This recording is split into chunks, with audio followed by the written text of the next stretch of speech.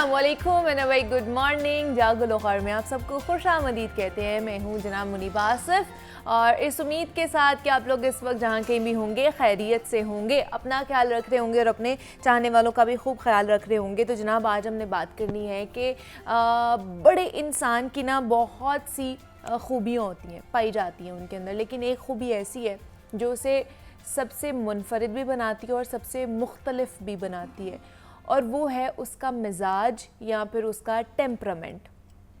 ऐसा टेम्परामेंट जो डगमगाता नहीं है।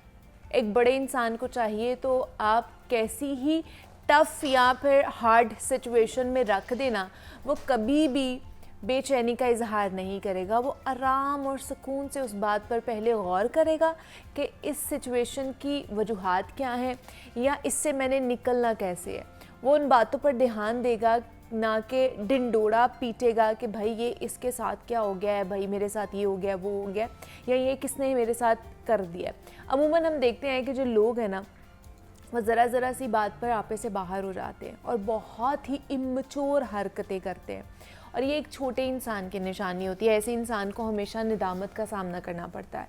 आप ख़ुद ये बात ज़रा गौर से सोचें कि क्या परेशान या फिर बेचैन होने से कभी किसी मुश्किल का हल निकला है? मेरा तो बिल्कुल भी नहीं निकला है, बल्कि उससे सिचुएशन और भी ज़्यादा वर्स्ट हो जाती है जब हम एक चीज़ का हल नहीं निकाल पा रहे होते और उसके ऊपर हम लोग बहुत ज़्यादा हाइपर हो जाते हैं, हम परेशान हो जाते हैं, तो वो सल्यूशन ढूंढने की बजाय वो वर्स्ट होती जाती है सिचुएशन। ये हमारा असूल होना चाहिए कि हम हर वक्त काम स्टेट ऑफ माइंड में रहें। आई नो कि ये मुश्किल है, लेकिन ये हो सकता है, क्योंकि इससे काम बनते हैं, बिगड़ते नहीं हैं। आपका अपने हवास पर काबू रहना चाहिए। आप ज़्यादा बेहतर तरीके से मसले की जड़ तक पहुंच पाते हैं, वाज़े सोच पाते हैं, और नतीजतन आप जो भी फैसला करेंगे ना वो अक्ल की बुनियाद पर होगा, ना कि आपके जज्बात की बुनियाद पर। और याद रखना है कि इंसान की जो इम्पल्सिव नेचर है ना, इससे बहुत बड़ी बड़ी गलतियां भी करवा सकती हैं, लेकिन एक मुतमईन शख्सियत कभी भी इम्पल्सिव नहीं हो सकता है। वो अपने जज्बात को बिखरने नहीं देता है, बल्कि उन पर काबू रखता है और उन्हें अपने मुताबिक ही तरतीब देता है। और जो माहिर नफ्सियात है ना, वो यही बताते हैं कि इससे उनकी जो अपनी शख्सियत है ना, वो बरकरार रहती है। उनका जो बिहेवियर होता है वो जज्बात के नहीं बल्कि अक्ल के ताबे रहता है। वो अपना पोटेंशियल मैक्सिमम इस्तेमाल कर पाते हैं और हर परेशानी को अपनी मुकम्मल ताकत और अज़म के साथ जो है ना वो हल कर पाते हैं। अब सवाल ये है कि अपनी शख्सियत में इतनी बड़ी और अहम खूबी हम लोग लाएँ कैसे? कोई मुश्किल काम नहीं है, आपको कहीं दूर जाने की ज़रूरत नहीं है, बल्कि इस चीज़ का हल भी आपको अपनी ही ज़ात में मिलेगा। आपकी अपनी ज़ात में एक पूरी कायनात छुपी हुई है, जिसको ढूंढने की, जिसको एक्सप्लोर करने की आपको ज़रूरत है। तो आप जितना हो सके अपने मुतल्लिक जाने, माइंडफुलनेस टेक्निक्स का इस्तेमाल करें और अपने दिमाग को हर किस्म की जो सूरत हाल है ना उसके लिए तैयार रखें। बार बार उस रवैये की प्रैक्टिस करें। जहाँ आपको ज़रूरत पड़े दूसरों की मदद लें। यकीनन ये जो खूबी है ना हासिल हो जाएगी और कामयाब ज़िंदगी में आगे बढ़ने के लिए एक और राज आप लोग जान लेंगे कि किस तरह आपने कामयाबी हासिल करनी है अपनी ज़िंदगी में। तो इसलिए हर सिचुएशन में आपका ज़रूरी नहीं है कि आप इम्पल्सिव हो जाएं, आप जज्बाती होकर काम लें। बहुत से ऐसे सिचुएशंस, बहुत से ऐसे मसले होते हैं जिसमें हम लोग इन चीज़ों को इन चीज़ों के बग़ैर टेंशन लिए भी उनको हल कर सकते हैं, लेकिन वो सिचुएशन वर्स्ट कब होती है? जब हम उसको बहुत ज़्यादा अपने ऊपर हावी कर लेते हैं, हम बहुत ज़्यादा जब उसके बारे में परेशान होते हैं, तो उस वक्त हमारा दिमाग काम नहीं करता, हमारे दिमाग में सॉल्यूशंस नहीं आते हैं। और आपने कभी सोचा होगा कि जैसे ही वो मसला हल हो जाता है, वो चाहे हमारे लिए सही होता है या गलत होता है, कुछ अरसे के बाद हमें वो जब याद आता है तो हमारे दिमाग में कुछ और सॉल्यूशंस भी आ जाते हैं कि फ़लाँ टाइम पे जब मैं इस मुश्किल में था तो मैं ये भी कर सकता था, तो शायद मेरे लिए वो सिचुएशन बेहतर हो जाती, तो मैंने उस टाइम ये काम नहीं किया। क्योंकि उस टाइम हम लोग इतने ज़्यादा हाइपर होते हैं, इतने ज़्यादा टेंशन ले लेते हैं उस सिचुएशन के बारे में इम्पल्सिव हो जाते हैं, जज्बाती हो जाते हैं कि हमें और कुछ नज़र ही नहीं आता है, जो हमारे सामने भी हल पड़ा होता है हमें वो भी नज़र नहीं आ रहा होता। तो इसलिए कोई भी मुश्किल आए, कोई भी परेशानी आए, बड़े ही काम माइंड के साथ, सुकून के साथ आपने पहले उसकी वजूहात जानी है, उसकी कॉजेज़ जानी है, फिर उसके ऊपर हल तलाश करना है। उसका ढिंडोरा नहीं पीटना कि मेरे साथ देखो ये हो गया, मेरे साथ ये हो गया, बल्कि उसको हल करने की कोशिश करनी है, सॉल्यूशंस ढूंढने हैं, ना कि लोगों के लिए भी प्रॉब्लमैटिक बनना है और अपने लिए भी प्रॉब्लम्स क्रिएट करनी है। तो ये है कि जनाब जब आप अपने जज्बात पर काबू पाने की कोशिश करते हैं तो आप हर सिचुएशंस में से निकल भी आते हैं और परेशानी का हल भी ढूंढ लेते हैं। तो अब हम आगे बढ़ते हैं और जनाब एक आज सवाल है जो मैंने करना है कि क्या कम उम्री में स्कूल जाने वाले बच्चों की जो ज़हनी और जिस्मानी सलाहियत है वो मुतासर होती है कि नहीं होती है, ये आप लोगों से सवाल है। इसके ऊपर भी हम बात करेंगे, लेकिन आपने इसका जवाब ज़रूर ढूंढ के रखना है, क्योंकि दुनिया भर के नाम तरक्की याफ्ता ममालिक हैं, उनमें बच्चों को एक मखसूस उम्र से पहले स्कूल दाखिल नहीं करवाया जाता और उनकी ज़हनी और जो जिस्मानी हेल्थ है उसके मुताबिक उन्हें स्कूल भेजा जाता है। जबकि हमारे मुआशरे में बहुत से ऐसे बच्चे होते हैं जिन्हें कम उम्री में ही स्कूल दाखिल करवा दिया जाता है। और हमारे यहाँ बच्चे की स्कूल जाने की उम्र का जो क्राइटेरिया है वो ये है कि जब बच्चा थोड़ी सी शरारतें करना शुरू हो जाए, इधर उधर भागना शुरू हो जाए या हल्का फुल्का बोलना शुरू हो जाए, तो माँ बाप जो पहले तो खैर से बच्चे की शरारतों के तख्लीकार होते हैं और फिर ख़ुद ही उनसे तंग आकर उन्हें स्कूल भेजने का फ़ैसला करते हैं। और फिर बच्चा 2.5 साल का है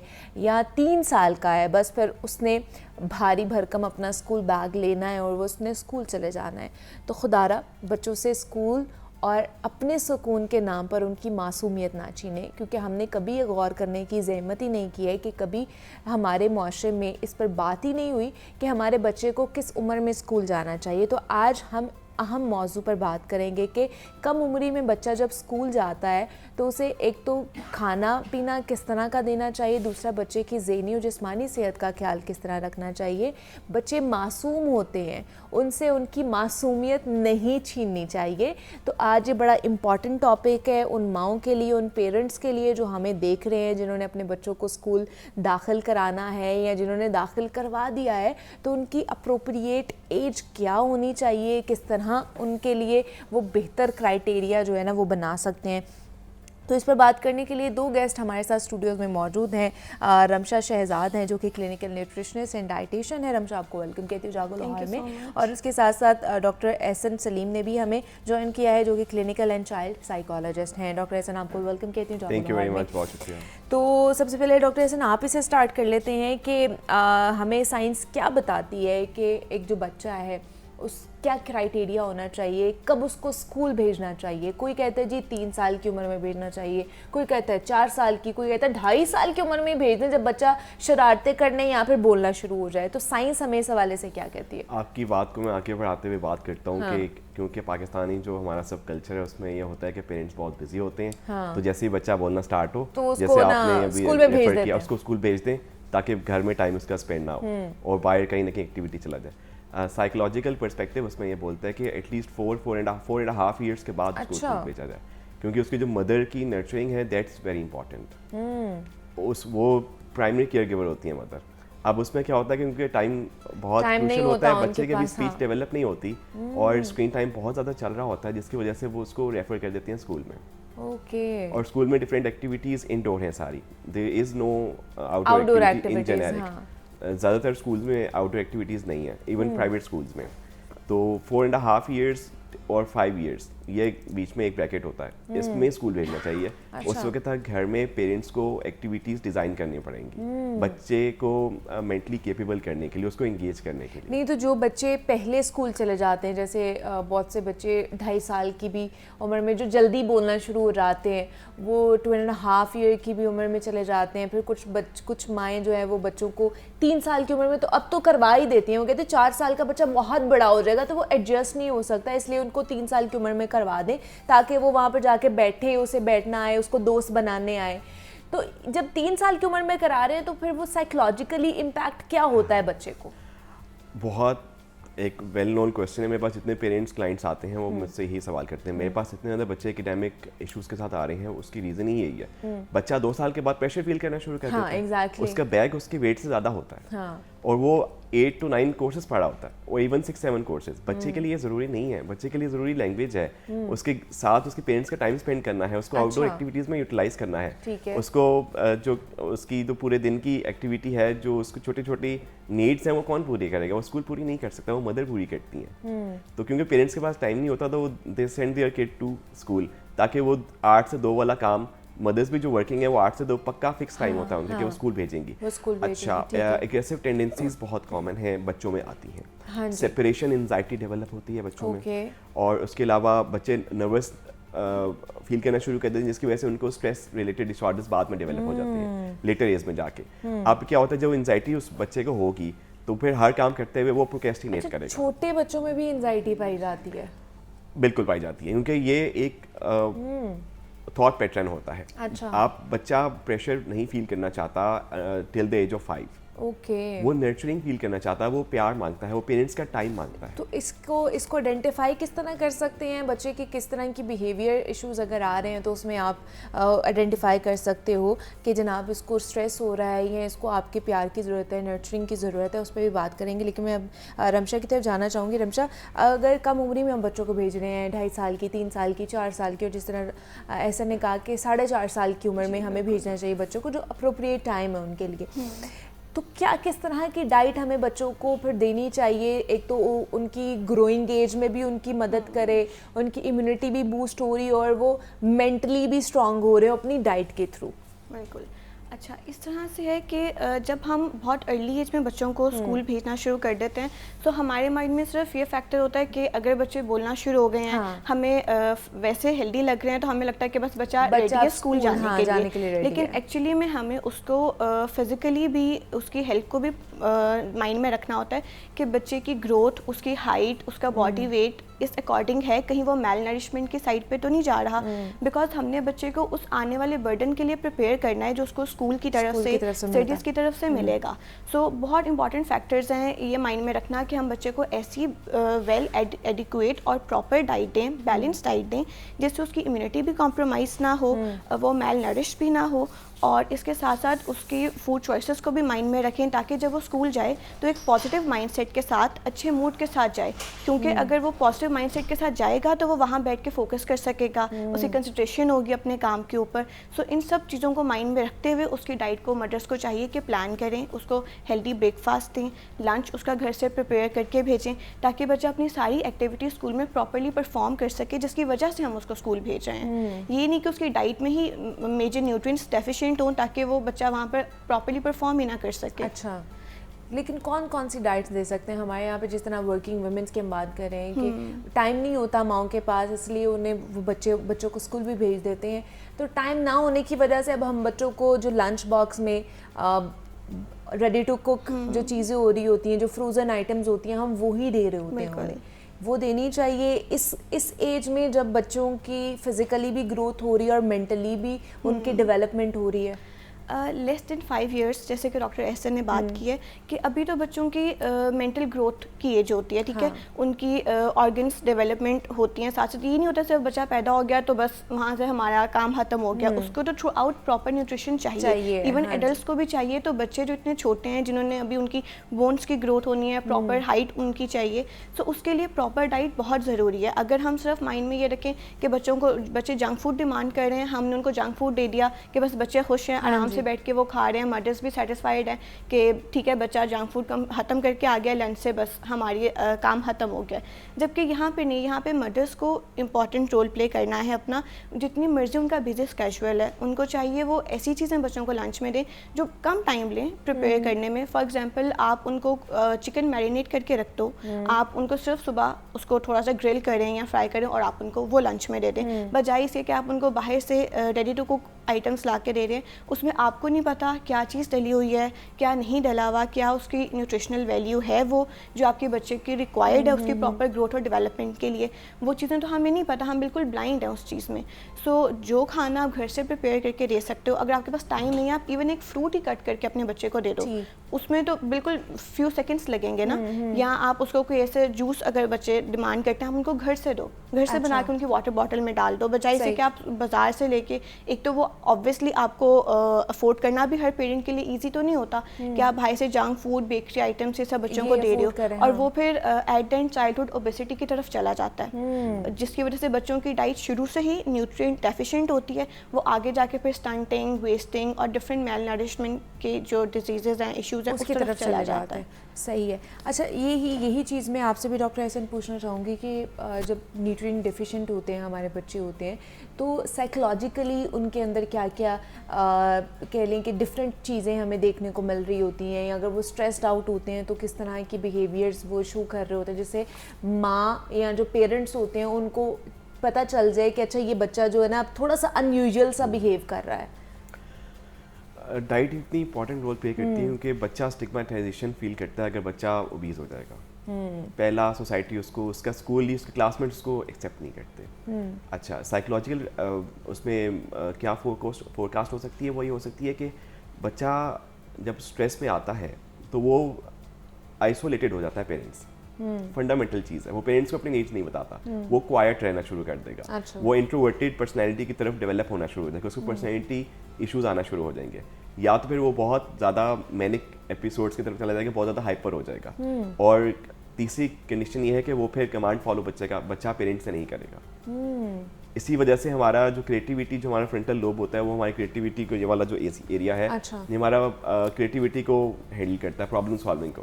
वो फिर उसमें बच्चे लैक करते हैं बाद में जाके। 2-4 साल के बाद पता चलता है कि बच्चा क्रिएटिव नहीं रहा, वो सिर्फ रटा मारता है और वो सिर्फ जो बताते हैं सिर्फ वो कर सकता है, वो इनकेपेबल हो जाता है। वो इस वजह से हो जाता है क्योंकि उसको न्यूट्रिशनल पूरी उसको वैल्यू नहीं मिल रही होती, उसकी ब्रेन डेवलपमेंट जो सेल्स हैं उसको एनर्जी नहीं मिल रही होती, जिसकी वजह से उसका रिजल्ट 2-4 साल बाद पेरेंट्स को नजर आता है। एकेडमिक प्रॉब्लम्स बहुत ज़्यादा शुरू हो जाती हैं, किसी 1-2 कोर्सेज में बच्चे को बिल्कुल समझ नहीं आएगा, खासतौर पे मैथमेटिक्स है, बाद में जाके कन्वर्ट हो जाती है फिजिक्स में, टेक्निकल चीज़ों में, केमिस्ट्री बाद में जो आती है, तो वो बचपन का इम्पैक्ट बाद तक रहता है बच्चे के। उनके ब्रेन 7 ईयर्स तक, और जो हमारी लैंग्वेज डेवलपमेंट एरिया है फ्रंटल लोब का, वो 7 ईयर्स तक बहुत ज़्यादा डेवलप होता है। ठीक है। आप बच्चे को जितनी लैंग्वेजेस सिखा सकते हैं वो टिल 7 ईयर्स तक सिखा दें, बच्चे को याद करने की जरूरत नहीं पड़ेगी पूरी लाइफ। अच्छा, ओके। तो वो वाला एरिया बहुत ज़्यादा हैम्पर होता है, वो भी इफेक्ट उसका बाद में नजर आता है कुछ ईयर्स के बाद। ठीक है। अगर इमीडिएटली ना भी नजर आए, अदरवाइज फिर स्कूल आपको बोलता है रिजल्ट अच्छे नहीं आ रहे, हो सकता है कि अगर वो प्राइवेट स्कूल है तो जनरली वो इतने पेरेंट्स बच्चे को नहीं बताते, लेकिन के रिजल्ट्स में कुछ डेफिशिएंसीज हैं, लेकिन पेरेंट्स को नज़र आना शुरू होता है। बच्चा कजन्स के साथ नहीं खेलता, बच्चे की आउटडोर एक्टिविटीज़ नहीं है, बच्चा अपने दोस्तों के साथ खेलता नहीं है, बच्चा का कोई स्किल डेवलप नहीं होता, किसी स्पोर्ट्स में वो मास्टरी हासिल नहीं करता, क्योंकि स्पोर्ट्स का बहुत गहरा कनेक्शन होता है ब्रेन सेल्स के साथ। तो मदर्स को और पेरेंट्स को ऑल राउंड देखना पड़ता है बच्चे को, स्कूल सारी हमारी नीड्स पूरी नहीं कर रहा होता। अच्छा, तो लेकिन ये जो स्क्रीन टाइम है हमारे बच्चों का जैसे बहुत ज़्यादा बढ़ गया है, इसकी वजह से हमारे बच्चों में किस तरह के इश्यूज आ रहे हैं? स्क्रीन टाइम की वजह से ऑटिज़म बहुत कॉमन हो रहा है, ADHD, attention deficit hyper active disorder बहुत कॉमन हो रहा है। अच्छा। इवन इंटेलेक्चुअल डिसेबिलिटी जिन बच्चों को है वो इन्हेंस हो जाती है। लैंग्वेज प्रॉब्लम, लैंग्वेज डिलेज बहुत ज़्यादा आ रहे हैं बच्चों में। मेरे पास केसेस बहुत ज़्यादा भरे हुए हैं, बस टाइम नहीं होता है कि उन केसेस को एड्रेस किया जाए, जो कि ये 20 साल पहले नहीं थे। रिपोर्ट भी कम होते थे और डिसऑर्डर्स भी नहीं थे। अच्छा। ये पिछले जो 2 डेकेड्स हैं इसमें डेवलप हुए हैं स्क्रीन टाइम की वजह से। इसकी मेन कॉज ये है पेरेंट्स के पास टाइम नहीं होता, उन्होंने बच्चे को खाना खिलाना है, हाँ तो वो स्क्रीन के सामने बिठा देंगे या टीवी के सामने बिठा देंगे या मोबाइल हाथ में होगा, टैबलेट हाथ में होगा। हाँ। अब उसमें जो हमारा फ्रंटल लोब होता है वो हैम्पर होता है, क्योंकि रेज निकलती है वाइट, उसमें वाइट लाइट से बनती है हमारी मोबाइल की लाइट, ठीक है, तो वो इम्पैक्ट करती है क्रिएटिविटी को, जब बच्चे के और स्पीच के एरिया को। ओके। कमांड फॉलो गई, सिटिंग स्पैन कम हो जाएगा, हाँ। इमिटेशन कम हो जाएगी बच्चे की, बच्चे के results all of a sudden school में ड्रॉप होना शुरू हो जाएंगे, बच्चा एंटायर सोशल हो जाएगा। लेकिन हमारे तो घरों में छोटे छोटे बच्चे होते हैं, मतलब 1-2 साल के भी, उनके आगे भी हम लोग फ़ोन रख देते हैं, टैबलेट्स रख देते हैं, और वो इतने मज़े से टीवी भी देख रहे होते हैं, मतलब बैठ के आराम से टीवी देख रहे होते हैं। एक छोटा सा बच्चा भी है और उसकी अटेंशन उस साइड पे ज़्यादा होती है।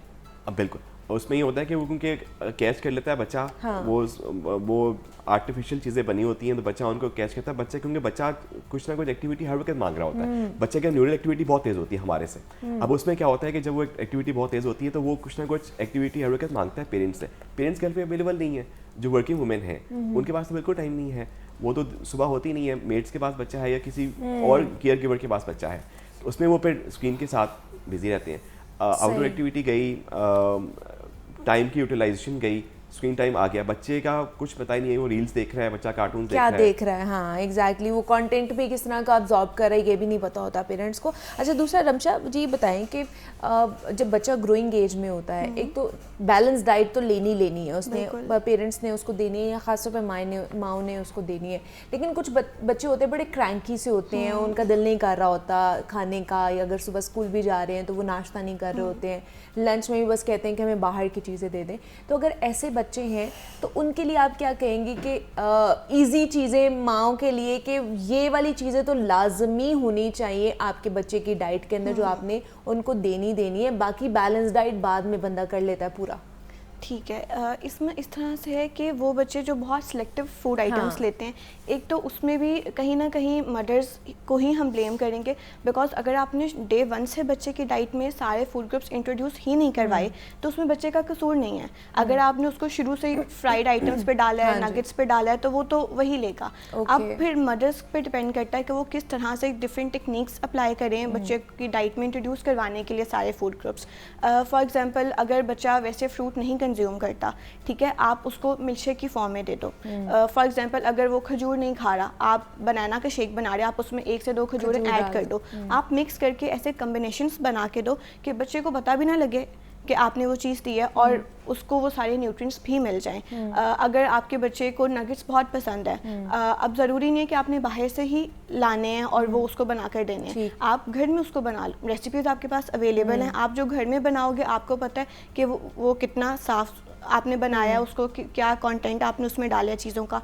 तो उस तरह से ये कि आपको पता होगा कि आपका बच्चा जो कैलोरी इंटेक है उसके साथ साथ उसकी न्यूट्रिएंट इंटेक भी उतनी ही अच्छी है। ये नहीं है कि सिर्फ उसकी कैलोरी इंटेक है और वो एड इन सिर्फ उसका वेट गेन करवा रहा है, तो वो हेल्दी वेट गेन नहीं है, वो तो सिर्फ और सिर्फ कैलोरी इंटेक है उसकी। बाद में पता लगता है बच्चा हमें बज़ाहिर बहुत हेल्दी लग रहा होता है, लेकिन बाद में हम कहते हैं उसकी हाइट नहीं बढ़ रही या बच्चा बहुत पेल है। जब हमारे पास आते हैं बच्चे ऑलमोस्ट 4 to 5 ईयर्स का बच्चा भी आता है, उसमें माइक्रो न्यूट्रिएंट डेफिशिएंसीज बहुत ज़्यादा होती हैं, जिसमें से बहुत कॉमन अगर मैं बात करूँ तो आयरन डेफिशिएंसी है। अक्सर पेरेंट्स ये कंप्लेन कर रहे होते हैं कि बच्चा अपनी क्लास में उस तरह से अपनी एक्टिविटीज़ परफॉर्म नहीं कर पा रहा, जबकि हम प्रॉपर टाइम दे रहे हैं बच्चे को, होमवर्क बच्चा करके जा रहा है, बट ग्रेड्स उतने अच्छे नहीं आ रहे, पेल है बच्चा, बहुत लेथार्जिक फील करता है, ये सब आयरन डेफिशिएंसी के सिम्टम्स हैं। इसके अलावा आपने देखा होगा कि आजकल बहुत छोटे बच्चों को क्लासेस यूज़ करनी पड़ती हैं बिकॉज उनकी आईसाइट का इशू आ रहा है, विटामिन ए की डेफिशिएंसी है, आयोडीन डेफिशिएंसी है। सो ये सब चीज़ें हमने बच्चे को डाइट से ही पूरी करनी है। तो ये किन किन चीज़ों में ये जो कंपोनेंट्स आप बता रही हैं ये मिल सकते हैं इजीली उन इंग्रेडिएंट्स में या उन चीज़ों में और जो बच्चों को इनटेक करा सके? बच्चों के लिए एक तो मैं सबसे पहले कहूँगी फ्रूट्स बहुत ज़रूरी हैं। फ्रूट्स में जैसे कि बेरीज़ हैं, आप वो बच्चों को दें, केला दें, पोटेशियम रिच है, वो उनके अटेंशन स्पैन को इंक्रीज़ करता है, बच्चे ज़्यादा फोकस्ड रहेंगे, कंसंट्रेशन उनकी अच्छी होगी। इसके अलावा नट्स बहुत अच्छे हैं ब्रेन की प्रॉपर ग्रोथ और डेवलपमेंट के लिए।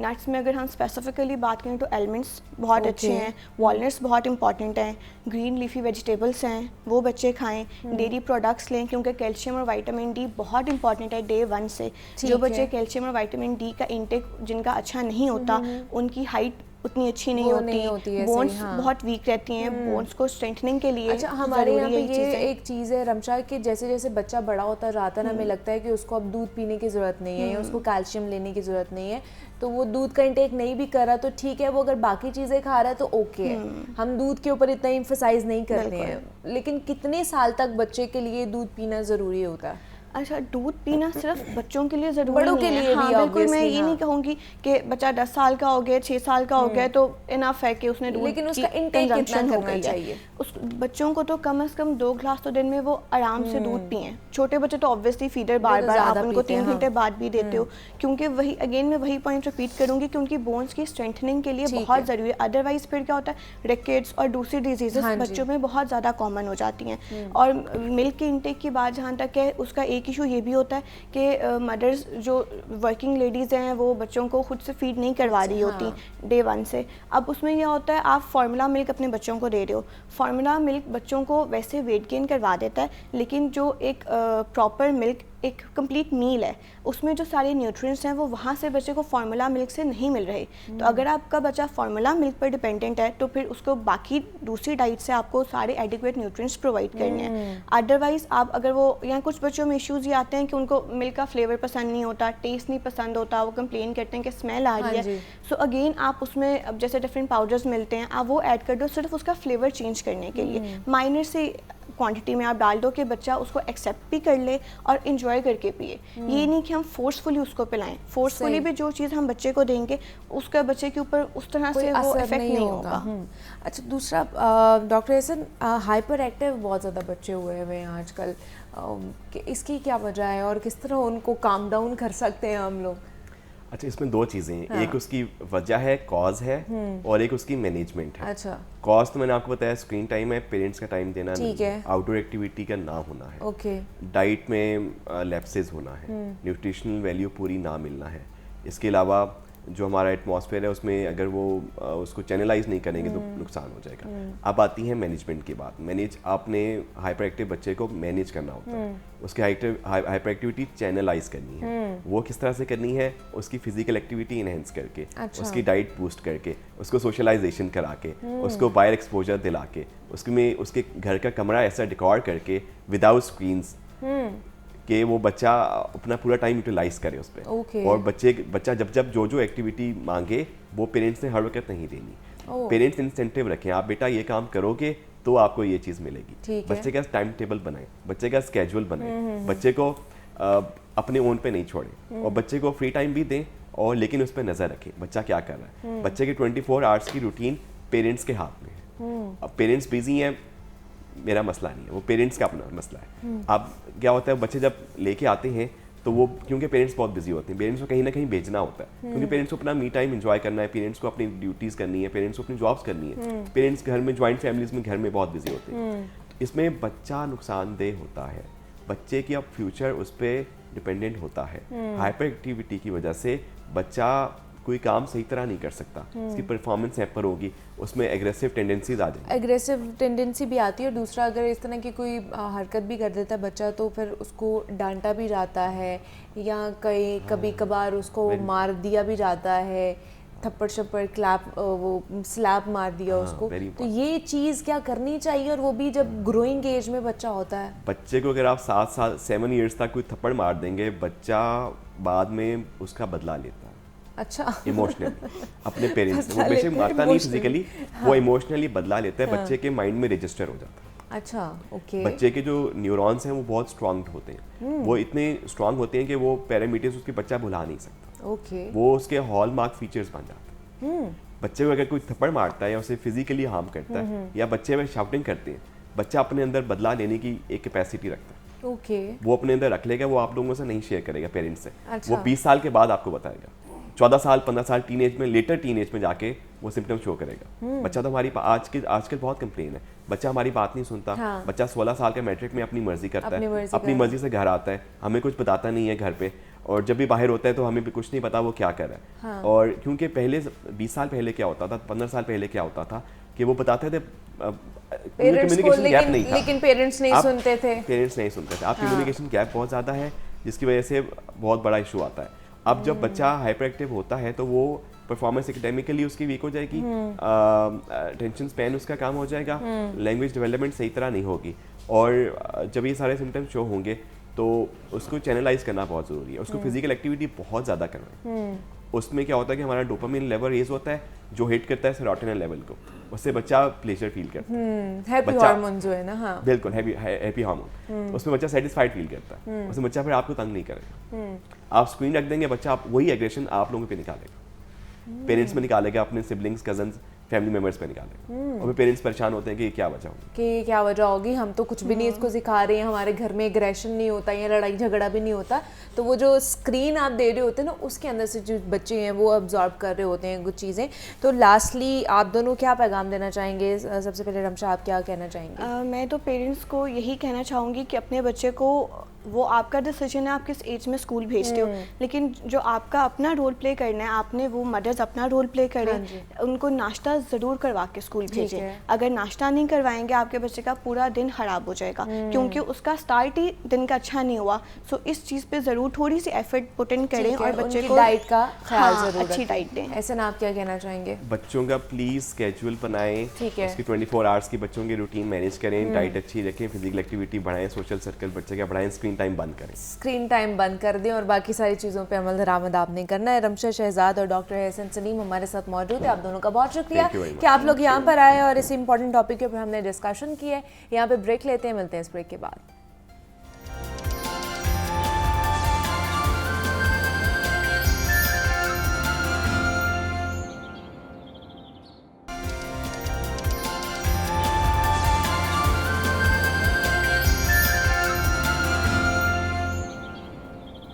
वेलकम बैक टू जागो लाहौर। जनाब, पंजाब फूड अथॉरिटी शहरियों को मयारी, महफूज और ताज़ा खुराक की फराहमी यकीनी बनाने के हवाले से मुतहरिक है, और दिन रात छापे भी मारे जाते हैं ताकि मैं और आप जाली आइटम्स या फिर खुराक खाने से बच सकें। आसिम जावेद जो कि डीजी फूड अथॉरिटी पंजाब है, वो ना सिर्फ लाहौर में मुतहरिक है बल्कि हमें पंजाब के दीगर शहरों में भी पंजाब फूड अथॉरिटी को जदीद खतूत पर इस्तेवाल करने के लिए कोशां नज़र आते हैं, और उनसे मज़ीद भी जानेंगे कि पंजाब फूड अथॉरिटी आजकल क्या क्या इक़दाम कर रही है और आवाम उनका साथ कैसे दे सकते हैं। ख़ास तौर पर लाहौर जैसे शहर जहाँ पर 1 करोड़ 25 लाख की आबादी है, तो इतनी बड़ी आबादी को कैसे महफूज खुराक की फराहमी यकीनी बनाई जा रही है, इस पर बात करेंगे। DG food authority Asim Javed साहब हमारे साथ स्टूडियोज़ में मौजूद हैं। सर, आपको वेलकम कहती हूँ जागो लाहौर में, कैसे हैं आप? Thank you. अस्सलाम वालेकुम। वालेकुम अस्सलाम। सर, सबसे पहले तो बताइए कि कोई नया इनिशिएटिव लेकर आ रही है पंजाब फूड अथॉरिटी के नहीं लेकर आ रही है? जी, पंजाब फूड अथॉरिटी 2 नए इनिशिएटिव्स जो है वो लेके आ रही है। एक तो ख़वातीन की हेल्थ के हवाले से एक कैंपेन है, इसका नाम दिया है ईट हेल्दी वीमेन कैंपेन। अच्छा। और दूसरा नया इनिशिएटिव पंजाब फूड अथॉरिटी जो है वो रिस्पॉन्सिबल कंजम्पशन और प्रोडक्शन के हवाले से लेके आ रही है, जो कि यूनाइटेड नेशंस का SDG नंबर 12 भी है। इसमें मेनली ये है कि फूड वेस्टेज को कैसे कम किया जाए और किस तरीके से जो है फूड्स वेस्टेज को फूड सिक्योरिटी की तरफ चैनलाइज किया जाए। अच्छा। तो ये 2 नए इनिशिएटिव्स हैं। जहाँ तक फूड सेफ्टी के हवाले से ताल्लुक़ है, तो पंजाब फूड अथॉरिटी पिछले 4.5 माह के अरसे में तकरीबन 3 लाख के करीब इंस्पेक्शंस हमने की, और उसके दौरान तकरीबन हमने 36 करोड़ के करीब जो है वो फ़ाइन किया। 360 मिलियन के करीब फ़ाइन किए। 5 लाख लीटर से ज़्यादा जो है वो हमने दूध तलफ किया। 2.5 लाख लीटर के करीब हमने जो जाली बेवरेजेस हैं उनको तलफ किया। 1 लाख किलोग्राम से ज़्यादा हमने मुज़रे सेहत जो है वो गोश्त को तलफ किया, और मक्खन तकरीबन 1.5 लाख किलोग्राम के करीब है, और इसी तरह से स्पाइसेस जो हैं, हाँ जी, वो भी तकरीबन 1 लाख किलोग्राम के करीब हमने तलब की। पिछले 4 महीनों में, पिछले 4.5 1 जनवरी से लेकर अब तक। और आसान अल्फाज में ये है कि हमने अपनी इंस्पेक्शंस जो हैं, हाँ जी, वो 70% उनमें इंक्रीज़ है अब। और जो फ़ाइन की अमाउंट है उसमें तकरीबन आप ये कह सकते हैं कि पिछले साल के मुकाबले में 80% उसके अंदर राइज़ है। तो मकसद ये है कि पंजाब फूड अथॉरिटी की 150 के करीब जो फूड सेफ्टी टीम्स हैं वो हमा वक्त कोशां हैं। वो सुबह के टाइम पे नाकों के ऊपर भी मौजूद होते हैं। हम सैटरडेज़ और संडेज़ को भी फील्ड में मौजूद होते हैं। मैं ख़ुद भी सैटरडे संडे में से एक दिन एटलीस्ट जो है वो फील्ड में मॉर्निंग टाइम में मौजूद होता हूँ। मकसद यही है कि फूड सेफ्टी को इंश्योर किया जाए और आवाम तक महफूज जो खुराक है वो पहुंचाई जाए। अच्छा, दूसरा जिस तरह आपने कहा कि 2 इस दफ़ा आप लोग इनिशिएटिव नए लेकर आए हैं जिसके ऊपर आप लोग काम कर रहे हैं, एक तो ईट हेल्दी वुमेन कैंपेन के हवाले से, तो इसका थोड़ा सा एलेबोरेट कर दें कि इसमें क्या होगा, किस तरह बताया जाएगा, सेमिनार्स मुनक्किद किए जाएंगे या किस तरह इसकी अवेयरनेस की जाएगी? मैडम, सबसे पहले इशू को अंडरस्टैंड करने की ज़रूरत है। इस वक्त पाकिस्तान में नेशनल हेल्थ सर्वे के मुताबिक पाकिस्तान में 53% ख़वातीन जो हैं वो अनेमिक हैं, वो खून की कमी का शिकार हैं जी। इसी तरह से 73% ख़वातीन ऐसी हैं जो कि विटामिन डी या कैल्शियम की कमी का शिकार हैं। 36% ख़वातीन ऐसी हैं जो विटामिन ए की कमी का शिकार हैं। 29% ख़वातीन ऐसी हैं जो कि अंडरवेट हैं और 18% के करीब ख़वातीन ऐसी हैं जो कि ओवरवेट हैं। अब ये सारे इश्यूज़ जो हैं उसके पीछे जो है वो हमारी डाइटरी हैबिट्स हैं कि हम क्या खा रहे हैं और हम क्या हेल्दी खा रहे हैं। हमारी डाइटरी इनटेक में या हमारी ग़िज़ा के अंदर किन चीज़ों की, किन एसेंशियल न्यूट्रिएंट्स की, किन एसेंशियल विटामिन्स की कमी है। तो एक तो हम जो है वो इसको स्कूल्स में, गर्ल्स के स्कूल्स में, कॉलेजेस में और यूनिवर्सिटीज़ में जाके ब्रोशर्स के ज़रिए से इस कैंपेन को जब स्टार्ट करेंगे तो गर्ल्स में ब्रोशर्स तकसीम करेंगे। और इसी तरह से जैसे हमने बच्चों के लिए ईट सेफ किड्स कैंपेन स्टार्ट की थी, तो उसमें हमने जो है ना उसका एक फ़ीचर ये था और अभी भी है कि एक दिन महीने में न्यूट्रिशन डे के तौर पे मनाया जाएगा। अच्छा, इसी तरह से स्कूल्स के अंदर, कॉलेजेस और यूनिवर्सिटीज़ के अंदर ख़वातीन के हवाले से न्यूट्रिशन डे जो है वो एक दिन मनाया जाएगा। टीचर्स को, क्योंकि वो टीचर्स का बड़ा इन्फ्लुएंस होता है स्टूडेंट्स के ऊपर, हम पहले उनको एजुकेट करेंगे कि ये इश्यूज़ आ रहे हैं। अब उन इश्यूज़ की वजह से आप देखें कि जो लाइव डेथ्स बर्थ के ऊपर होती हैं पाकिस्तान में वो 70 हैं। उसकी वजह क्या है? उसकी वजह यह कि खातून जो है उसकी सेहत अच्छी नहीं है। जब उसकी अपनी सेहत के मसाइल हैं तो बच्चे की जो है वो कुछ ना कुछ मसाइल हो सकते हैं, उस बच्चे की डेथ भी हो सकती है। आपको पता है हर दूसरे बच्चे को लंग्स का इशू हो जाता है।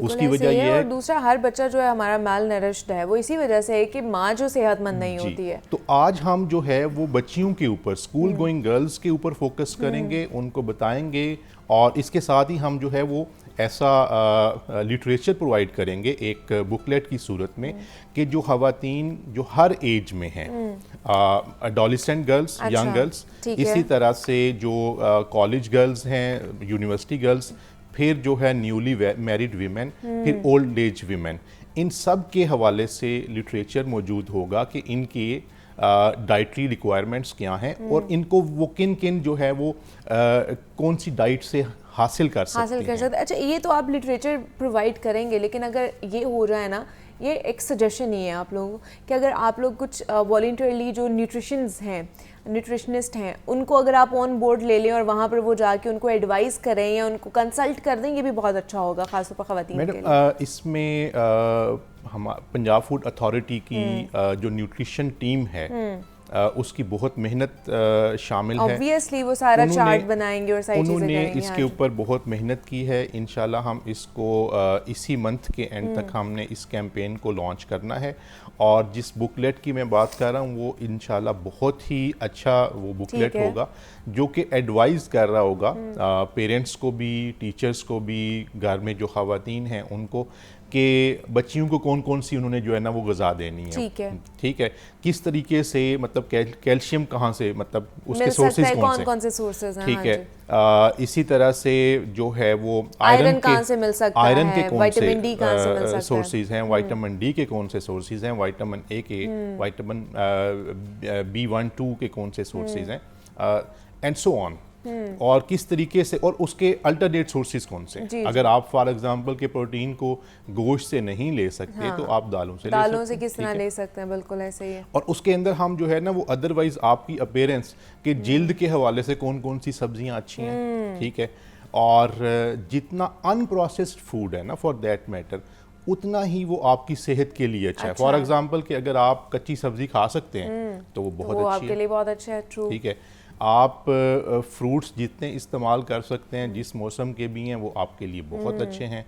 दूध का जितना इस्तेमाल कर सकते हैं वो बहुत अच्छा है। अब एक जो कैल्शियम की कमी का हमने जिक्र किया 73% जिसका ख़वातीन शिकार हैं, आप देखें ओल्ड एज वीमेन जो हैं इनके अंदर जो है वो आर्थराइटिस के इश्यूज आ जाते हैं, उनकी बोन्स का कोई ना कोई जो है ना वो इश्यू होता है। तो वो इसी वजह से है कि वो मिल्क का इनटेक नहीं है।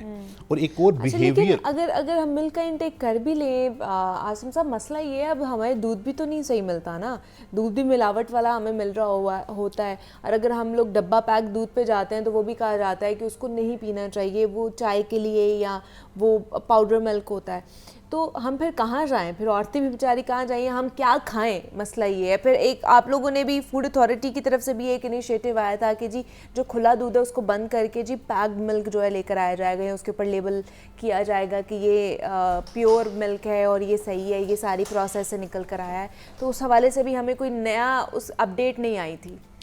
इसमें मैम दो चीज़ें, एक तो ये है कि जो दूध की सेफ्टी के हवाले से मैंने आपको जैसे अर्ज़ किया कि हम 5 लाख लीटर से ज़्यादा डिस्कार्ड कर चुके हैं, तो हम मुतहरक हैं, हमारी विजिलेंस की टीम्स भी अपना काम कर रही होती हैं। एक है इनफॉर्मल चैनल ऑफ इकोनॉमी, वो ये है कि एक गवाला जिसकी 2 भैंसें हैं 3 भैंसें हैं, ठीक है, हम उसको चैनलाइज, मैं ये नहीं कहता कि 6 माह के बाद हम कोई हल्ला मिल्क वाली शक्ल में आ जाएंगे, एक पैकेज या प्रोसेस्ड वाली फॉर्म में आ जाएंगे। ग्रेजुअली हम उस तरफ इंशाल्लाह जो है वो जा रहे हैं, और वही जो है उसमें बेहतरी है कि जितना वो दूध सेफ होगा और जितना वो हम क्या कह सकते हैं कि प्योर होगा उतना ही वो सेफ होगा और उतना ही वो हेल्थ के लिए जो है वो अच्छा होगा। अच्छा, दूसरा जिस तरह आपने फूड वेस्टेज के हवाले से बात की है, तो उसके लिए क्या क्या इकदाम करें, उसमें क्या क्या चीज़ें जो है वो उसको इंश्योर करेंगे आप लोग? मैं फूड वेस्टेज जो है ये मैं इसको कुरान पाक की आयत से बयान करना चाहूँगा कि अल्लाह ताला का फरमान है कुलू वशरबू वला तुस्रिफू, कि आप खाएं और पिएं लेकिन इसराफ नहीं करें या ज़ाया नहीं करें, ठीक है। और यूनाइटेड नेशंस का जो सस्टेनेबल डेवलपमेंट गोल नंबर 12 है, वो भी बेसिकली इसी तरह से है कि रिस्पॉन्सिबल कंजम्पशन एंड प्रोडक्शन, कि आपने प्रोडक्शन को भी रिस्पॉन्सिबल बनाना है कि उस लेवल पे भी वेस्टेज नहीं होनी चाहिए फूड की, और जब कंज्यूम कर रहे हैं किसी भी स्टेज के ऊपर, प्रोसेसिंग है, उसकी कुकिंग है, कुकिंग के बाद उसके खाने का प्रोसेस है, तो किसी भी स्टेज के ऊपर जो है उसको वेस्ट नहीं किया जाए। और इसमें जो है ना पंजाब फूड अथॉरिटी ने एक बड़ी लैंडमार्क जजमेंट जो है जस्टिस जवाद हसन साहब ने 2019 में पास की थी एक रिट पिटिशन के अंदर। उसके बाद पंजाब फूड अथॉरिटी ने disposal of excess food regulations बनाए थे। उसका मकसद भी यही था कि जो फूड वेस्टेज किसी भी तरह से हो जाता है या बच जाता है, खाना जो बच जाता है उसको किस तरीके से डिस्पोज ऑफ किया जाए, कि वो फूड वेस्टेज जो है that should be channelised into food security, कि वो गरीबों को दिया जाए, वो किस तरीके से डिज़र्विंग लोगों को दिया जाए, ताकि हंगर को इस तरीके से जो है ना वो फाइट आउट किया जाए। और जो SDG के 2 गोल्स हैं वो बड़े ही 12 के 2 जो सब टारगेट्स हैं, एक 12.3 है reduce food wastage by half by 2030 के 2030 तक हमने अपने फूड वेस्टेज को जो है वो आधा करना है। सही है, ठीक है। और दूसरा है 12.8, वो ये है promote healthy lifestyle, sustainable and healthy lifestyle, ठीक है। अब वो मैं कहता हूँ कि वो बड़ा ही ज़रूरी है। उसमें जितने आप अवेयर्ड हैं, जितने आपको पता है कि आपके लिए कौन सी चीज़ें खाने के हवाले से, आपकी लिविंग हैबिट्स के हवाले से, आपके लाइफस्टाइल के हवाले से जितनी वो अच्छी आपकी वो पैटर्न्स होंगे, उतने ही आप हेल्दी रहेंगे और आपकी लाइफ अच्छी रहेगी। बिल्कुल। उसके हवाले से मैं थोड़ा सा अर्ज़ ये करना चाहूँगा कि आप अपने जो है ना अपने जो ईटिंग हैबिट्स हैं, आपके सोने और जागने के टाइम हैं, अगर उनको फोकस कर लें, ठीक है, फॉर दैट मैटर अगर आप सिर्फ यही कर लें कि जो ऑयल का आपका इनटेक है उसको हाफ कर दें, जो आपका जो चीनी का इनटेक है उसको 1/4 कर दें, इसी तरीके से आपका जो स्पाइसेस का इंटेक है उसको भी कम कर दें। इसी तरीके से आप जो है अपना बेवरेजेस का इंटेक है उसको 1/10 पे ले जाएं। अगर आप 10 बोतलें पीते हैं तो एक पिए, ठीक है, ये इस तरह करना। और इसी जिन चीज़ों को आपने इंक्रीज करना है, अगर आप 10 मिनट वॉक करते हैं तो आप 20 मिनट पे ले जाएं। अगर आप एक्सरसाइज जो है वो 20 मिनट करते हैं तो उसको 40 मिनट पे ले जाएं। अगर आप जो है वो 12 बजे सोने के लिए जो है वो जाते हैं तो आप 10 बजे चले जाएं। जितना जल्दी सोएंगे, जितना जल्दी जागेंगे, उतना ही जो है वो आप हेल्दी लाइफस्टाइल आपका रहेगा और हेल्दी जो चीज़ें हैं वो भी आप खाएं। क्या लाहौर में आपने ऐसे भी कोई बुचर्स या ऐसे भी कोई दुकानें सील की हैं जहाँ पे मुजरे सेहत या मुर्दार जानवर का गोश्त बेचा जा रहा था? मैडम, हमने तकरीबन पिछले 4 माह में 1 लाख किलोग्राम से ज़्यादा जो है वो तलफ किया है। उसमें मुर्दार गोश्त भी था। जब भी मुर्दार बेचा जा रहा था दुकानों पे या वो जान से सप्लाई कर रहे थे? अभी ट्रांसपोर्टेशन में आपने किया ना? के मराहिल में था। और बाज़ हमने 1-2 बड़े मशहूर जो फूड पॉइंट्स थे उनके भी जो स्टोरेज किचन होता है, वहाँ से भी ऐसा एक्सपायर्ड गोश्त जो है वो देखा है। तो ये जब भी एक्सपायर्ड गोश्त हमें किसी रेस्टोरेंट से मिलता है, हम फौरी तौर पे डिस्कार्ड तो करते ही हैं, लेकिन FIR भी करते हैं, क्योंकि ये ज़रूरी है कि ऐसे तमाम जो समाज दुश्मन अनासर हैं जो कि लोगों को मुज़र सेहत चीज़ें या एक्सपायर्ड चीज़ें खिलाना चाहते हैं, उनके ऊपर स्ट्रिक्ट एक्शन लिया जाए और उनके हवाले से ज़ीरो टॉलरेंस है। अच्छा, दूसरा मैं ये भी पूछना चाहूँगी कि एक तो जो गली मोहल्लों में जो दुकानें होती हैं हम वहाँ से गोश्त लेने जाते हैं। कुछ लोग हैं जिस तरह बहुत बड़े बड़े मॉल्स हैं या स्टोर्स हैं, वहाँ पर जो स्टोर हुआ गोश्त है जिनके पैकेट्स बने हुए होते हैं वो लेकर आते हैं। क्या उसमें भी हो सकता है कि वहाँ पर भी मुर्दार जानवर का गोश्त हो या वो सही होगा? देखिए, इसके वाले से कोई रिसर्च की आप लोगों ने? मैंने वो उसकी पहचान बताई है आपको, ठीक है। अगर तो वो चिकन है तो चिकन को लाइटिश पिंक होना चाहिए, लाइट पिंक होना चाहिए। तो हम अपने सामने नहीं ना उसको ज़िबा करवा सकते, नहीं, वो ऑलरेडी पड़ा है ना, वो सामने पड़ा हुआ आप देख रहे हैं ना। तो जब आप उसको देख रहे हैं, अगर तो चिकन लाइटिश पिंक वाली टोन कंडीशन में है तो इट्स गुड, वो ठीक है। और दूसरा ये कि जो हेल्दी चिकन होगा वो तकरीबन 2 किलोग्राम के करीब या उससे ज़्यादा वो होगा। अगर वो 1 किलोग्राम से कम है तो समझिए कि उसको कोई ना कोई बीमारी है, ठीक है। ये रिसर्च के मुताबिक मैं बात आपको बता रहा हूँ। अगर वो छोटा बिल्कुल पीस आपको नज़र आ रहा है जो ब्रायलर है, ठीक है, तो आप उसको नहीं लें, ठीक है। और वो 2 से 2.5 किलोग्राम का जो चिकन होता है, 1.5 से लेकर 2.5 तक या 3 तक वो अच्छा है, ठीक है। और वो उसको पिंक होना चाहिए। इसी तरह से जो बड़ा गोश्त है उसके हवाले से वो जो है ना ब्लैकिश नहीं होना चाहिए, वो ग्रीनिश नहीं होना चाहिए, ठीक है। वो रेडिश की फॉर्म में हो। अगर वो रेडिश से ब्लैक की तरफ जा रहा है तो वो उसको लेने से गुरेज करनी चाहिए। अच्छा, लास्ट जो है ना सवाल वो ये मैं पूछना चाहूँगी कि अब भी लाहौर में गधे का गोश्त सप्लाई हो रहा है कि नहीं हो रहा है? क्योंकि कुछ अर्सा पहले हमें सुनने को मिला था कि लाहौर में गधे का गोश्त भी सप्लाई हुआ और बहुत से लोगों ने खाया भी है, तो ऐसा है अभी कि नहीं है? मैंने कोई 5 माह से ज़्यादा हो गए हैं, लेकिन मैंने यहाँ पे नहीं देखा। बहुत सी ऐसी जो है ना वो न्यूज़ अदरवाइज ट्रैवल कर जाती हैं। अच्छा। हमारे मुशाहिदे में ऐसा नहीं आया। मुझे सेहत तो आया है, बीमार जानवर का, एक्सपायर्ड जानवर का गोश्त तो आया है, लेकिन गधे का अभी तक मैंने अपनी आंखों से नहीं देखा। और जिस दिन देखेंगे उसके ऊपर पर्चा भी देंगे और उसको जो है ना बिल्कुल भी माफ़ी कोई नहीं देंगे। ठीक है जी, हमारे साथ आसिम जावेद साहब मौजूद है, DG फूड अथॉरिटी हैं। सर, बहुत शुक्रिया आपके वक्त का कि आप यहाँ पर आए और इन डिटेल में हमने गुफ्तगू की है कि किस तरह पंजाब फूड अथॉरिटी जो है वो काम कर रही है और किन किन चीज़ों को हैंडल कर रही है। यहाँ पर एक छोटी सी ब्रेक लेते हैं, मिलते हैं इस ब्रेक के बाद।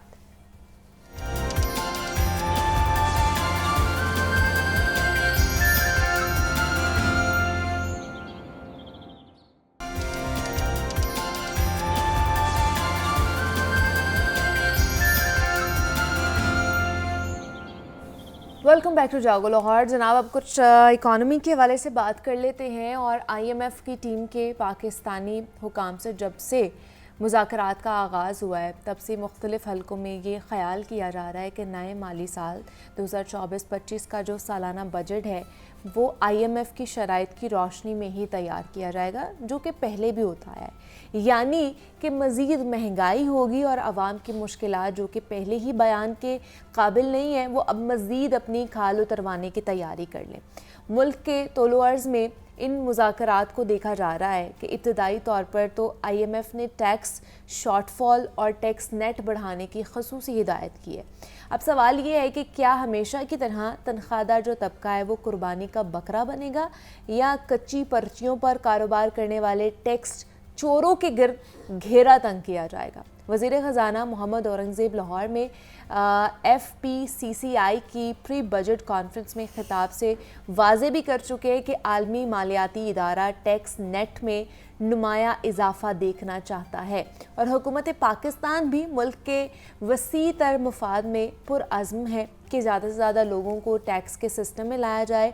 और वफाकी वज़ीर ख़जाना के मुताबिक तो टैक्स जो निज़ाम है उसके ढांचे में इस्लाहात की ज़रूरत है और वज़ीर ख़जाना ने मौशी इस्तेहकाम का वाहिद हल जो है वो निजकारी को करार दिया है। मसलन कि PIA, रेलवे, वापडा, स्टील मिल्स वगैरह कोई नहीं बल्कि निजकारी की पॉलिसी को बड़े पैमाने पर अमल में लाया जाए। तो क्या होने जा रहा है, क्या वो मज़दूर जिसकी कम से कम तनख्वाह 32,000 रुपये है वो आने वाले दिनों में क्या तैयारी कर ले अपने लिए, इस पर बात करेंगे। इकॉनमी के हवाले से बात करेंगे। इस पर बात करने के लिए जाहिद आबिद साहब हमारे साथ स्टूडियोज़ में मौजूद हैं, नुमाइंदा लाहौर न्यूज़ हैं। जाहिद साहब आपको वेलकम कहती हूँ जागो लाहौर में, कैसे हैं आप? शुक्रिया, थैंक यू।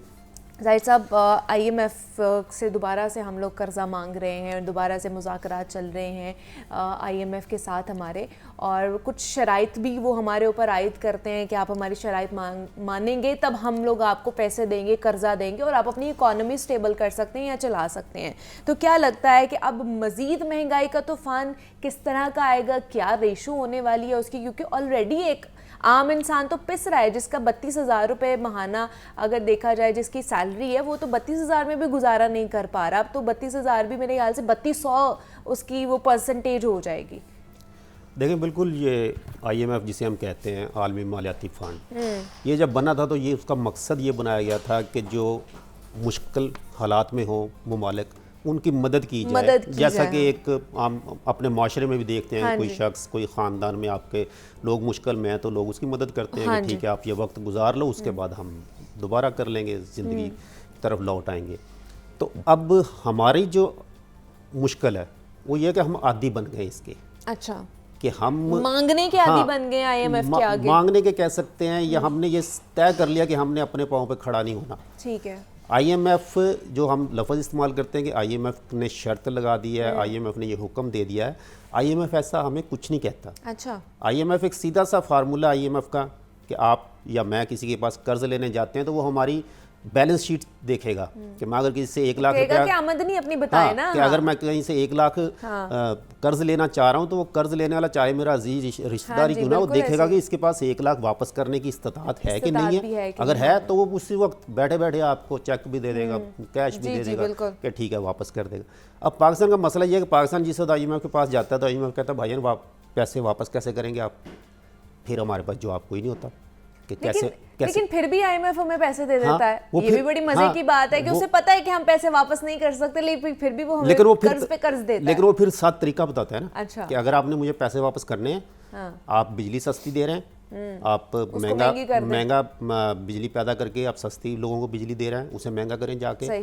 आप पेट्रोल महंगा करें, आप उस पर आपके पास अपना टैक्स निज़ाम जो उसे बेहतर करें, वो बेहतर नहीं कर सकते तो आप ऐसे करो जाके पेट्रोल पर टैक्स लगा दो। जो हर शख्स ने दिलवाना है तो वो ऑटोमेटिकली आपके पास पैसे आ जाएगा, क्योंकि आपके जो FBR है उसमें इतनी सख्त नहीं है कि वो आपसे लोगों से टैक्स ले सके। तो ये मैं आपको एक गाइडलाइन देता हूँ कि आप जाके ये कर लें, इससे आपको पैसा मिल जाएगा। और हम वही करते हैं। पेट्रोल और डीजल पर इस वक्त हम 60 रुपये टैक्स ले रहे हैं और तकरीबन 800-900 अरब रुपया हम सिर्फ इसी पेट्रोल और डीजल की मद में हम टैक्स इकट्ठा कर रहे हैं। उस पर किसी FBR का किसी का कोई लेना देना नहीं है कि वो उन लोगों को जो है टैक्स नेट के अंदर लेकर आए जो कि चोरी कर रहे हैं हमारे टैक्सेस। हाँ, मतलब उसको कंपनसेट वो ये इस किस्म के टैक्स लगाए करते हैं। अब भी जो मुज़ाकरात हो रहे हैं वो यही है कि हमें मज़ीद पैसे अभी चाहिए, क्योंकि हमने जितने डॉलर की सूरत में बैरूनी कर्जे वापस करने हैं, उसके लिए हमारे पास पैसे नहीं है। तो जब तक हम नया पैकेज नहीं लेंगे जून तक, तो ये हमारा सिस्टम इसी तरह चलेगा। वहाँ से लेंगे और फिर यहाँ पर लाके हम लोग बजट दोबारा उन्हीं को वापस कर देंगे, उन्हीं को वापस कर देंगे और वो जो कुछ हमें गाइडलाइन देंगे उसके मुताबिक अपना सिस्टम बेहतर करने की कोशिश करेंगे। अब ये कुछ तकरीबन 20-22 साल से तो हमें सुनते हुए हो गए कि IMF कह रहा है कि जी अपना टैक्स निज़ाम बेहतर करें, अपना टैक्स नेट बढ़ाएं, जो लोग टैक्स नेट में नहीं है उनको लेकर आएं, लेकिन वो वैसे के वैसे हम सुन रहे हैं। IMF कहता है कि अपने जो अजाफी अखराजात हैं उसे ख़त्म करें, उसे कम करें, वो नहीं कर रहे हैं हम, वैसे के वैसे चल रहा है, सब याशियाँ चल रही हैं। वो IMF हमें कहता है कि अपना जो अखराजात का हुजम है उसे कम करें, वो हम नहीं कर पाते, अखराजात आमदनी बढ़ाएं, वो हम नहीं बढ़ा पाते। तो IMF तो एक टूल है, IMF एक टूल है, सिर्फ उससे हम पैसे ले रहे हैं, वो हमें बता रहा है। अच्छा। तो जब तक ये सिस्टम चलता रहेगा, IMF की शराइत जिसे हम कहते हैं, मतलब IMF को आगे रख के पॉलिटिकल पॉइंट स्कोरिंग हो रही होती है। बिल्कुल ऐसे है, मतलब जो अपनी नाकामियां हैं, हाँ, अपनी खामियां हैं, IMF है। कोई शर्त नहीं लगाता। IMF कहता है कि आप आटा सस्ता देना चाहते हैं, हाँ। दें, बिल्कुल दें, लेकिन पैसे कहाँ से लेंगे आप उस सस्ते आटे देने के लिए? अगर आपके, और ये तो अल्लाह की तरफ से जाहिद साहब आटा सस्ता हो गया है। हाँ, ये तो हमारी आजकल तो चल रहा है आटे का मसला, ये तो हमारी बद इंतजामी हमारी एक खूबी बन गई है, खूबी बन गई है हमारी, कि हमने जो गंदम 39 रुपये खरीदनी थी वो हम नहीं खरीद रहे, तो हम महंगी खरीद ली है पहले, वो पहले ही हम लोगों ने इंपोर्ट कर ली, और वो अब जो है ना वो अब एक तरह की ब्लेसिंग बन गई है, ब्लेसिंग हमारी, ब्लेसिंग इज और ब्लेसिंग, लेकिन ये हो गया। लेकिन ब्लेसिंग भी अगर हम देखें तो सिर्फ शहरी आबादी के लिए बनी है, मतलब देही आबादी जो गंदम पैदा कर रही है वो तो रुल गई बेचारी, उसका तो नुकसान हो रहा है। ये सिर्फ शहरी आबादी जो है उसके थोड़े से मौजें हो गई हैं कि 20 की रोटी 15 की हो गई, नान थोड़ा सस्ता हो गया, आटे का थैला सस्ता हो गया। लेकिन जिस बंदे ने 6 महीने मेहनत करके गंदम कमाई है, हाँ। उगाई है, उसके घर इस वक्त कुछ नहीं है, वो यही सोच रहा है कि मेरा खर्चा कैसे पूरा होना। तो वो तो एक अलग टॉपिक है। लेकिन IMF एक इसे हम कह सकते हैं कि इस वक्त अगर ना हो तो फिर यही है कि हमने कर्जा कैसे वापस करना है, फिर यही है कि हम बिल्कुल सामने खड़े हो जाएंगे, जी हमारे पास तो पैसे नहीं है। लेकिन क्या ऐसा हो सकता है, मतलब जैसे एक तरफ ये है ना कि बहुत से लोग कहते हैं कि हम IMF से पैसे लेंगे तो हमारा मुआशी सर्कल चलेगा, हमारी इकोनॉमिक स्टेबिलिटी बढ़ेगी, या हमारा पाकिस्तान चलेगा, हमारा मुल्क चलेगा। एक तरफ ऐसे भी लोग हैं जो ये भी स्टेटमेंट कोट करते हैं कि अगर हम IMF से पैसे नहीं लेते हैं तो क्या हम फिर भी आगे बढ़ सकते हैं, तरक्की कर सकते हैं, या हमारा वजूद ही नहीं रहेगा? पर क्या कहते हैं? नहीं, उसमें हमें कुछ अर्सा तो यकीनन मुश्किल गुजारना पड़ेगा। अच्छा, वो चाहे IMF के साथ गुजार लें, चाहे IMF के बगैर, लेकिन उसके बगैर हो सकता है पॉसिबल नहीं है। पॉसिबल इस तरह नहीं है कि हमारे पास डॉलर जो है जिससे हमने इंपोर्ट्स करनी है उसका पैसा नहीं है। हमने जो लोगों को बाहर पैसे देने हैं, अगर आप किसी को पैसा वापस, हमारे पास और ज्यादा वायबल मॉन्यूमेंट्स नहीं है ना जो हम डॉलर्स लेकर आए अगर हम पाकिस्तान में, अपने किस तरह कर्जे वापस नहीं करेंगे तो माशी तौर पे जो इस वक्त हमारे साथ दोस्त भी मुमालिक हमारे साथ खड़े हैं या हमारी मदद कर रहे हैं माली तौर पे, वो भी पीछे हट जाएंगे। ये एक IMF की जो सबसे बड़ी एक गारंटी है वो ये है कि वो किसी अगर मुल्क के साथ चल रहा है तो इसका मतलब है कि उसकी उस इकानमी पे नज़र है। अच्छा। और वो उसे डिफ़ॉल्ट होने से बचा रहा है, जिससे आपके जो सात दोस्त मुमालिक होते हैं जो आपको इस वक्त कर्ज दे रहे हैं वो भी आप पे ट्रस्ट करते हैं कि इसकी इकानमी किसी ना किसी डगर पे चल रही है। अगर वो बिल्कुल ही कोलैप्स कर जाएगा तो जिन्हें हम इस वक्त कहते हैं कि हमारे बहुत अच्छे दोस्त हैं, वो दोस्त भी हाथ उठा देंगे। और बल्कि उनकी जानब से कहा जाता है कि जब तक IMF ग्रीन सिग्नल नहीं देगा हमारी तरफ से आपको कुछ नहीं मिलेगा। मतलब ये है कि IMF जो है वो गारंटी दे रहा है, गारंटी दे रहा है बाकी मुमालिक को कि ये कुछ बेहतर होने की कोशिश कर रहे हैं, या इनके बैक पे हम खड़े हैं, हम खड़े हैं तो ये बेहतर। अब जब भी रिपोर्ट आती है वो यही कहते हैं कि मुआशी बेहतरी आ रही है, मुआशी बेहतरी आ रही है, लेकिन बिगाड़ इतना ज़्यादा है कि बेहतरी आते आती है। हाँ, बेहतरी आते आते टाइम लगेगा। बीमार जो है वो काफ़ी अरसे से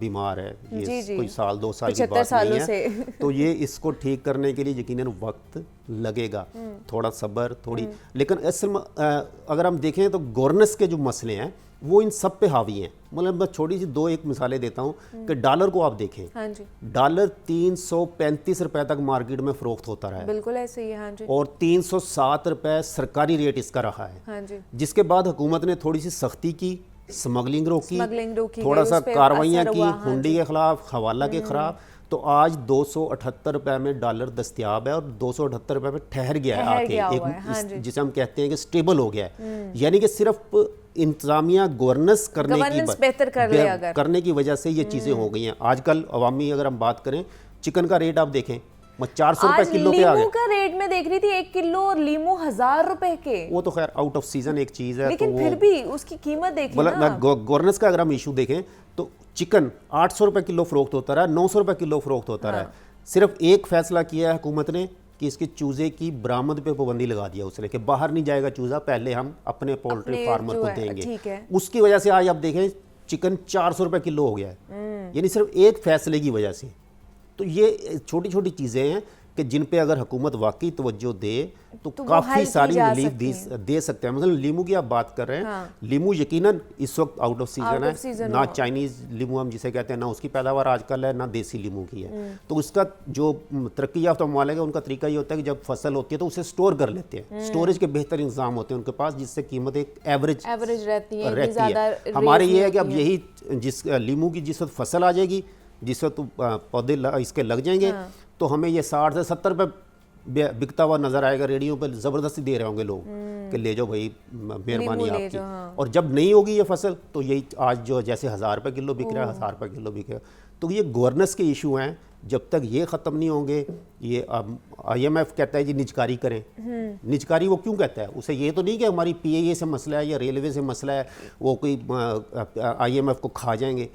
वो कहता है कि आप इतना पैसा इनको दे रहे हैं, 200 अरब 300 अरब 400 अरब, लेकिन उसका आउटकम नहीं आ रहा है। उनका आप उन लोगों को चंद लोगों की नौकरियों के लिए इतने पैसे खर्च कर रहे हो, तो आप इसको प्राइवेट कर दो, नहीं चला सकते। तो आपको लगता है कि अगर ये प्राइवेट कर देंगे इन इदारों को, वापडा हो गया, ये स्टील मिल्स हो गई, रेलवे हो गया, तो इससे कोई कौमी मफाद होगा हमें कि नहीं होगा?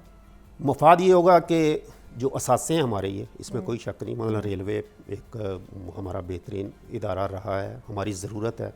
स्टील में बहरान का तो शिकार है ना, बहरान का शिकार है। PIA मतलब हमारी कौमी एयरलाइन है, लेकिन इस वक्त वो जिस्म का ऐसा हिस्सा बन चुके हैं कि अगर हम नहीं काटेंगे उन्हें तो सारे जिस्म को नुकसान देंगे। या तो आप ये तहिया कर लेंगे कि हमने उसके ऊपर सिर्फ लगाई जा रहे हैं, वो इनकम नहीं दे रहा है। इनकम क्यों नहीं दे रहा? इनकम इसलिए नहीं दे रहा कि वहाँ भी बद इंतजामी, कि आपने एक बंदे की जहाँ जॉब है वहाँ आपने 10 बंदे रखे हुए हैं, 15 बंदे रखे हुए हैं, जहाँ मतलब और जो खांचे हैं जिसे हम अवामी ज़ुबान में खांचा कहते हैं, वो पता नहीं कैसे कैसे लगते हैं वहाँ पे। अच्छा। तो जब ये तमाम चीज़ें मिलती हैं तो फिर इदारे ने तबाही होना होता है, और तबाही का फिर यही है कि IMF कहता है भाई आप इनको क्यों दे रहे हैं, 200 अरब रुपया 300 अरब रुपया साल का इन इदारों पर क्यों खर्च कर रहे हैं? आप या तो इनको चलाएं, सही, कम से कम नो प्रॉफिट नो लॉस पे तो लेके आए, सही, कि मतलब PIA जो इदारा है अगर प्रॉफिट नहीं दे रहा तो नुकसान भी नहीं कर रहा है। मतलब 98% लोग शायद कभी बैठे ही नहीं होंगे जहाज में हमारी आबादी के। बिल्कुल ऐसे ही है। सिर्फ 2 या 3% लोग जो बैठते हैं उनके लिए हम सैकड़ों अरब रुपया हर साल खर्च करते हैं। वही किसी और सेक्टर में तो किसी और सेक्टर में लगेगा। अगर आप प्राइवेट उसे कर देंगे, वो जाने उसका काम जाने, और जो इजाफी पैसे हैं वो आप कहीं और खर्च करेंगे। इसी तरह दीगर इदारे हैं, स्टील मिल बंद पड़ी है, पता नहीं कब से, एक राड तक नहीं बनाया। लेकिन ये जो टैक्स नेट में नहीं आते हैं, कच्ची पर्चियों वाले जो टैक्स चोर हैं, जो खुलेआम फिर रहा होता है, माफिया है, उनके जो घेरा तंग करने के लिए कोई पॉलिसी बनाई जा रही है हुकूमत की तरफ से? कुछ सोच रहे हैं कि उनको किस तरह टैक्स नेट में लेकर आया जाए, या उनको इसी तरह उन्होंने खुलेआम छोड़ देना? अब एक कोशिश आपने भी सुना होगा, हमने भी सुना कि जी वो जो टैक्स नॉन फाइलर्स हैं, कि टैक्स तो वो देते हैं लेकिन फाइल नहीं करते अपने रिटर्न, तो उनकी सिम्स बंद की जा रही है। हाँ। अब उस पर अदालत ने 27 मई तक स्टे दे दिया है कि अच्छा। नहीं जी, ये बुनियादी इंसानी हकूक़ और कारोबारी तरीक़ाकार की नफ़ी हो सकती है, इससे तो उसका जायज़ा लेंगे। अब देखें 27 मई को क्या होता है उसका फ़ैसला। तो ये बहुत सारी पेचीदगियाँ, मतलब सैकड़ों अरब रुपए के केसेस इस वक्त टैक्स के हैं जो कि अदालतों में पड़े हैं, जिन पे स्टे हुए हैं, जिन पे नहीं ले सकती FBR उनसे जाके, कि वो चीज़ें रुकी हुई हैं अदालतों में। उस पर जो टैक्स देने वाला है उसका जवाब है कि मेरा नहीं बनता, मेरे से ज़्यादती हो रही है। महकमा कहता है इसका बनता है। वो उसी लड़ाई में कई 100 अरब रुपए ऐसे हैं जो कि उस टैक्स की मद में फंसे पड़े हैं और वो नहीं ले पा रहे हैं। मतलब गवर्नेंस के इशू ऐसे हैं यहाँ पर, मतलब सुबह शाम सवाए सियासत के उसने ये कह दिया और उसके जवाब में उसने ये कह दिया। इसके अलावा इस वक्त अपोजिशन, मतलब अगर हम आजकल KP के गवर्नर और वज़ीर आला की गुफ्तगू अगर हम सुन लें तो पता चलता है कि हम किस स्टेज पे चल रहे हैं। इसी तरह दूसरे सूबों में, दूसरी जगहों पर भी यही सूरत हाल है कि उसने ये क्या दिया तो मैंने ये क्या दिया। मतलब पॉलिसी साजी, पॉलिसी भी ऐसी जिसमें आवाम को रिलीफ मिल सके, जिसमें आवाम को कुछ दे सकें, उसका फोकस बस नज़र नहीं आ रहा है। वो किसी और ही पॉइंट स्कोरिंग में लगे रहते हैं, हमारे यहाँ पे और कुछ भी नहीं हो रहा था। अच्छा, अगर पंजाब की बिलखसूस लाहौर की बात की जाए तो ज़ाहिर साहब क्या कहेंगे, जब से नई वज़ीर आला आई हैं, नई गवर्नमेंट आई है, क्या इम्पैक्ट आपको देखने को मिल रहा है यहाँ पे?